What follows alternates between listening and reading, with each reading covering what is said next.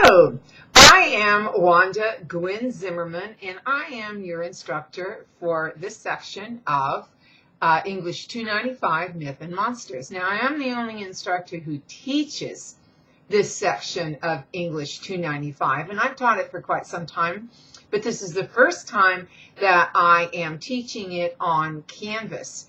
And yep, I made that transition from Blackboard to Canvas this term.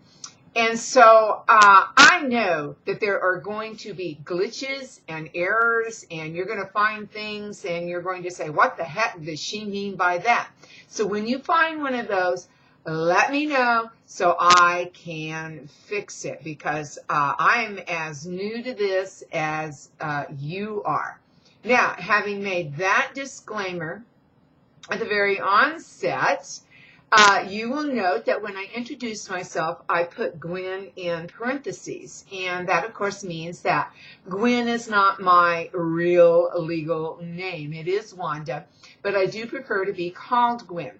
You can call me Wanda. You can call me Gwynn. You can call me Ms. Zimmerman. I have the preference of Gwynn, but I answer to a lot of different names, as long as they're nice and as long as they're positive. I enjoy teaching this class. It is a fun class, but I also expect a lot from my students. And I've made a few changes this semester. For one thing, I have gotten rid of the group project and turned it into an individual project. And there's a couple of reasons why I did that. And one is the unfamiliarity of Canvas, but the other is I'm just not quite sure how successful and the validity of group projects are any longer.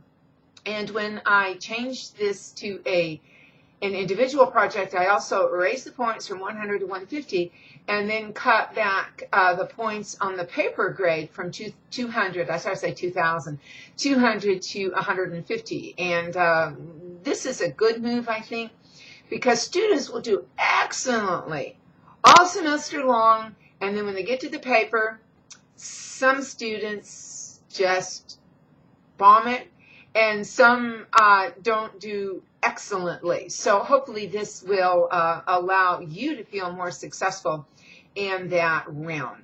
But those are the mechanics of the course, and I'm not going to go into more of those. But this is a course in myth and monsters. And every modern monster that I can think of is not really modern at all. It has its roots in ancient mythology, from zombies to werewolves to vampires. Now, we're not going to cover ghosts, but we are going to cover killer clowns, which is more of a modern monster, but again has its roots in ancient mythology. We're going to talk about real monsters. Witches. Are witches monsters? Can people be monsters? And there's a difference in witches. There are the witches in the modern world, Wiccans, and there are the archetypal witches throughout history, from Circe or Kirke on up. So we'll discuss about what makes a human a monster. And snakes. Snakes are real creatures. Vampires aren't. Werewolves aren't. But snakes are. So why are snakes so vilified and called monsters? So this is what we will be covering in class.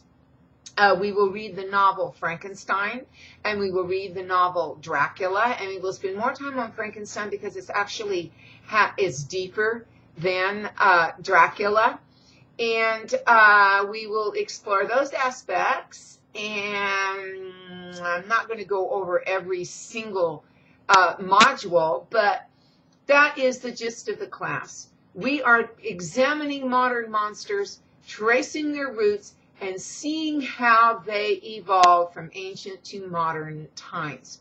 Students tend to really enjoy this class, and they tend to enjoy it because they're like me. They're a myth and a monster, I would say nerd. I guess I could say aficionado. But whichever it is, I hope that you enjoy this class. Welcome to class.